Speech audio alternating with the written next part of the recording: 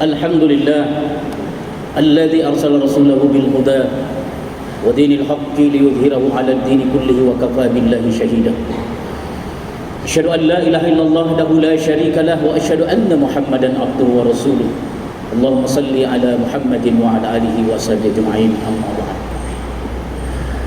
Wa ya ayyuhan nas ittaqullaha haqqa tuqatih wa la tamutunna illa wa antum muslimun.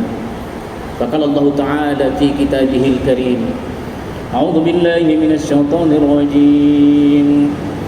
Wasari'u ila maghfiratin min rabbikum wa jannatin 'arduha as-samawati wal ardu 'iddat lil muttaqin. Sadaqallahul azim wa sadaqa rasulun nabiyul karim wa nahnu ala dzalika minasy syahidin wasyakirin walhamdulillahi rabbil alamin. Sidang jamaah Jumat yang dicintai Allah Subhanahu wa taala. Guru-guru kita selalu menyampaikan nasihat, kalau engkau cari akhirat maka dua-duanya engkau akan mendapatkannya. Kau dapatkan dunia dan engkau dapatkan akhiratnya. Tapi kalau engkau cari dunia, maka kamu akan kehilangan dua-duanya. Kamu tidak bisa mengejar dunianya dan kamu juga akan kehilangan akhirat. Nasihat dari guru kita, orang pencari dunia ibaratnya mengejar bayangannya sendiri. Tidak ada seorang pun di dunia ini yang ahli mengejar bayangannya. Meskipun siapa dia, kita tidak akan pernah menangkap bayangan kita sendiri dan mengejar bayangan kita sendiri. Itulah namanya perumpamaan kita mengejar dunia. Tapi kalau kita berjalan, maka bayangan itu akan mengikuti kita sampai kapanpun. Berjalanlah kita menusuri perjalanan menuju Allah Subhanahu wa taala. Niscaya dunia akan mengikuti kita. Para pencari dunia ibaratnya adalah seorang yang setiap harinya mencari kupu-kupu. Keluar dari rumahnya ingin menangkap kupu-kupu. Tapi sangat tidak mudah menangkap kupu-kupu itu. Yang ada adalah keletihan, kecapean setiap harinya. Begitulah orang yang mengejar namanya kupu-kupu dunia. Akan menghabiskan konsentrasi, tenaga, dan daya untuk mengejarnya. Kupu-kupunya terbang kemana-mana. Tapi bagi orang yang pencari akhirat, dia seperti membuat taman. Taman yang begitu indah, taman yang begitu hijau. Dia hanya perlu duduk di dalam taman itu, dan kupu-kupunya pun akan datang menghampiri di taman itu. Karena itu saudaraku yang dicintai oleh Allah Subhanahu wa taala, rumus dunia sangat mudah. Buatlah taman dalam kehidupan kita. Hijaukan taman kita sendiri. Niscaya rezeki dunia akan datang kepada kita. Apa itu taman itu? Taman itu adalah hati kita sendiri, jiwa kita sendiri. Kalau dia lapang, maka dunia akan mendatangi kita. Karena itu apa yang pernah disabdakan oleh Nabi kita Muhammad SAW, orang yang mencari dunia, yang dipelupuk matanya dunia, maka akan selalu dijadikan hidupnya akan menjadi kurang dan dia haus dengan dunia. Tapi seseorang yang dipeluk matanya adalah tujuan akhirat, maka dunia baginya akan senantiasa dia kenyang dalam kehidupan di dunia ini, dan dunia datang kepadanya dalam keadaan tunduk, dalam keadaan hina. Karena itu saudaraku yang dicintai oleh Allah Subhanahu wa taala, sidang jamaah Jumat, maka perbaikilah taman hati kita. Kalau jiwa kita, hati kita sudah luas, ibaratnya lapangan terbang. Kalau lapangan terbangnya sudah luas, sudah panjang, sudah bersih, maka pesawat apapun akan datang kepada kita. Pesawat kecil, pesawat besar akan datang kepada kita. Kalau lapangan hati kita sudah bersih, sudah luas.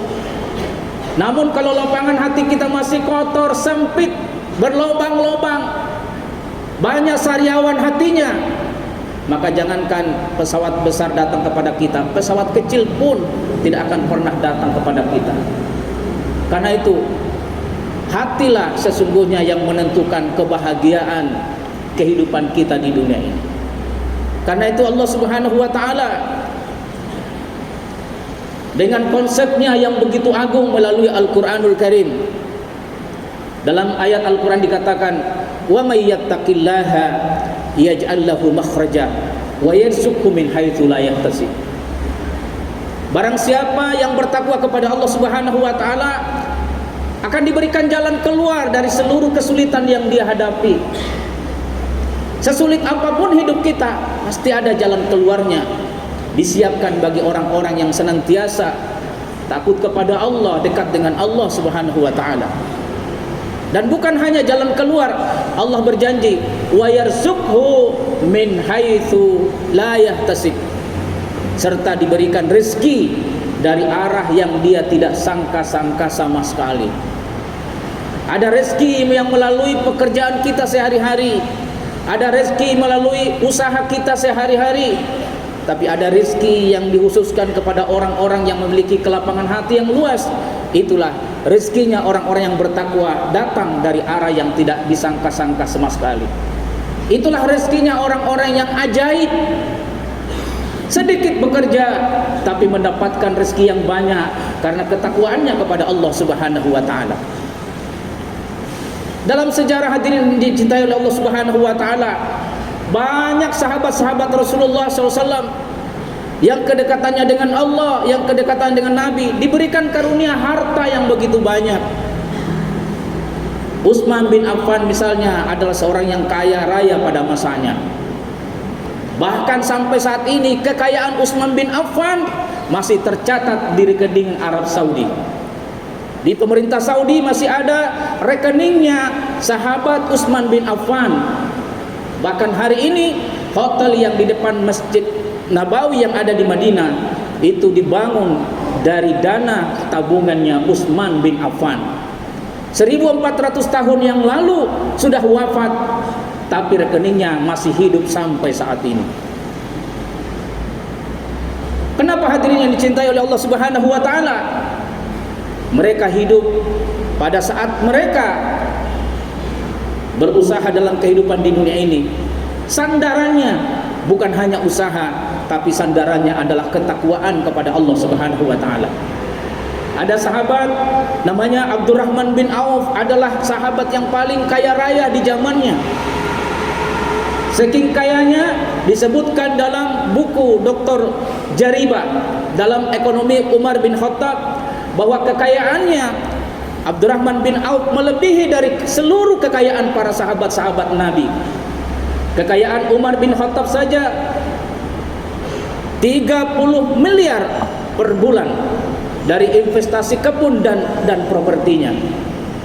Dan kekayaannya Abdurrahman bin Auf melebihi daripada kekayaan Utsman bin Affan dan kekayaannya Umar bin Khattab radhiyallahu anhu. Itulah sahabat-sahabat Rasulullah sallallahu alaihi wasallam, bukan hanya masuk dalam daftar yang dijamin masuk surga, tapi mereka adalah sahabat-sahabat yang unggul perdagangannya, ekonominya pada zaman itu. Hadirin yang dicintai oleh Allah Subhanahu wa taala. Karena itu, kunci pertama pembuka rezeki adalah takwa kepada Allah Subhanahu wa taala. Disebutkan dalam ayat yang lain dalam surah Nuh, faqultu astaghfiru rabbakum innahu kana ghaffara. Maka minta ampunlah engkau kepada Allah Subhanahu wa taala, karena Dia yang Maha Pengampun. Yursilis sama alaikum midrara wa yumditkum bi amwalin wa banin. Maka Allah akan mengutus kepada kalian hujan yang lebat turun dari langit, keberkahan turun dari langit. Wa yumdit alaikum bi amwalin wa banin, serta Allah Subhanahu wa taala akan mengalirkan sungai-sungai usaha, sungai-sungai ekonomi, dan Allah berikan kepada kalian harta dan anak-anak. Bertambahnya harta dan anak-anak. Kenapa? Karena setiap kaum muslimin minta ampun kepada Allah Subhanahu wa taala. Karena itu kunci yang kedua agar Allah membuka pintu-pintu rezeki kita yang selama ini tidak terbuka atau terbuka tapi jalannya masih sempit adalah kita dengan beristighfar, minta ampun kepada Allah Subhanahu wa taala sebanyak-banyaknya. Dalam hadis Tabrani dijelaskan bahwa 3 keutamaan yang Allah berikan kepada orang yang selalu minta ampun kepada Tuhannya. Yang pertama, kesempitan hidupnya dilapangkan oleh Allah Subhanahu wa taala. Kesedihannya dihilangkan oleh Allah Subhanahu wa taala, dan yang ketiga, akan Allah berikan rezeki dari arah yang tidak pernah dia sangka-sangka sama sekali. Karena itu, hidupnya orang-orang beriman sangat nikmat, tidak perlu terlalu bekerja keras siang malam, banting tulang, pagi pulang sore. Orang beriman tidak butuh seperti itu. Hanya gerakan kakimu, gerakan tanganmu, tapi engkau selalu berhubungan dengan Allah Subhanahu wa taala melalui istighfar, melalui ibadah dan doa-doa yang kita lakukan. Itulah yang dilakukan oleh para sahabat-sahabat Nabi sallallahu alaihi wasallam, menjadi sahabat-sahabat yang luar biasa pada zaman itu. Hadirin dicintai oleh Allah Subhanahu wa taala. Kemudian yang ketiga, pesan Nabi sallallahu alaihi wasallam, barang siapa ingin yang bertambah umurnya, bertambah rezekinya, maka hubungkanlah tali silaturahmi kepada sesama manusia. Koneksi yang baik, silaturahmi yang baik, hubungan yang baik akan mendatangkan rezeki kepada kita. Karena itu, orang yang menghancurkan silaturahmi adalah orang yang menghancurkan rezekinya sendiri. Rezeki ada di mana-mana. Ada orang sering bertanya, kenapa rezeki saya tidak datang-datang? Kenapa rezeki saya susah?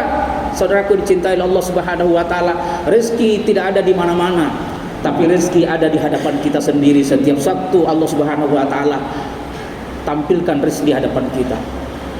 Cuma hadirin rahmati Allah Subhanahu wa taala, kalau hati kita tertutup, silaturahmi kita tertutup, hubungan baik kita kepada sesama manusia tidak baik, maka disitulah rezeki kita tertutup. Kata Ibnu Qayyim al-Jauziyah, tertutupnya rezeki kita karena dosa-dosa dan kesalahan kita. Dan bahkan banyak orang yang menikmati dosa-dosanya sendiri. Itulah sebabnya hadirin yang dicintai oleh Allah Subhanahu wa taala, bukalah hati kita, lapangkan hati kita dengan rasa syukur kepada Allah Subhanahu wa taala, maka rezeki pelan-pelan akan mengalir dalam kehidupan kita. Itulah merupakan tuntunan dari Allah Subhanahu wa taala buat kita semuanya. Mudah-mudahan di hari Jumat yang diberkahi ini kita dapat berbagi dalam rangka untuk membuka pintu-pintu rezeki kita. Yang masih tertutup, mudah-mudahan Allah buka keberkahan rezekinya. Dan yang sudah terbuka, mudah-mudahan Allah Subhanahu wa taala tambah buka lebar-lebar dan semakin dijaga anak-anak dan harta kita, kehidupan kita oleh Allah Subhanahu wa taala. Karena itu hadirin dicintai oleh Allah Subhanahu wa taala, kesimpulan dari khutbah pada kesempatan ini, rahasia rezeki yang Allah siapkan kepada kita, pertama dengan kita jalan memperbanyak ketakwaan kita kepada Allah Subhanahu wa taala.